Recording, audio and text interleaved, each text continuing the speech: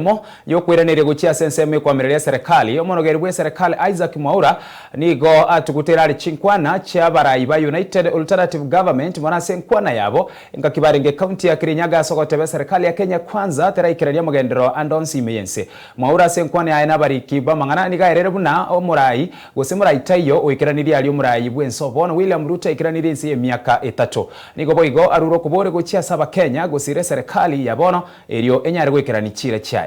Tumeona viongozi kule Kirinyaga, viongozi ni wakutajika ambao wanaheshimika wakijaribu kukashifu hii serikali.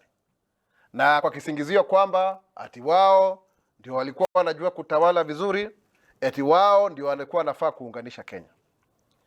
Lakini tukitapo kuangalia takwimu zetu kama serikali, wakati tumechukua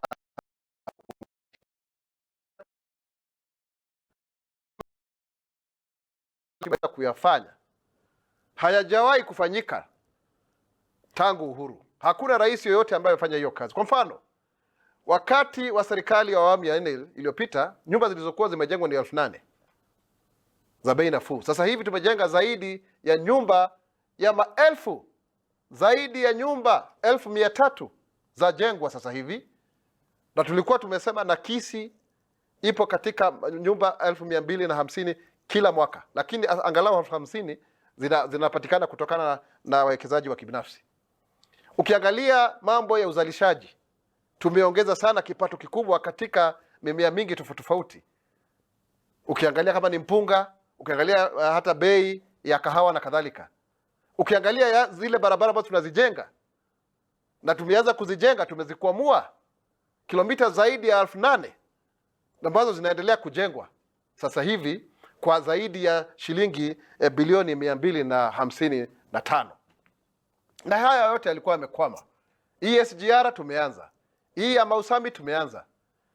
Ukiangalia kama ni shule zetu, tumeweza kuhakikisha kwamba tunaweza kuzifadhili kwa njia ambayo inafaa.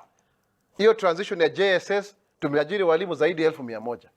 Kwa hivyo kiongozi gani huyu atakuja kusema kwamba eti utawala huu wa awamu ya 5 haufai, kwa kisingizio kwamba wao ndio wanafaa kuunganisha nchi? Nafikiri hawa ni watu ambao bado wanaishi katika ile kasumba ya kwamba hao ndio bora.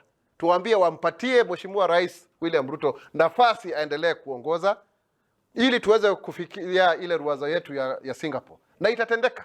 Sasa hivi nimetoka kule Wajir. Wanapata stadium yao ya kwanza. Hizi ni zile stadium ambazo tulikuwa tumeahidi katika serikali ya Jubilee hatukuweza kuziafikia. Saa hii kila county ina stadium, hata kuna hii Talanta ambayo iko hapa. Tumeweza kulipa pesa ya AFCON. Kwa hivyo waketi chini waangalie, sio tu kuwagawanyisha wa Kenya kwa misingi ya kikabila. Huo sio utaifa na huo sio uzalendo. Hiyo tungependa kusema. Na kama ni kuunganisha wa Kenya na wanamtaja Mheshimiwa Raila Odinga, ndio tunasema kwamba aliweza kuungana na Mheshimiwa William Ruto kutengeneza serikali hii ya broad based. Wengine wanapenda kuitania kusema ya mapana na marefu.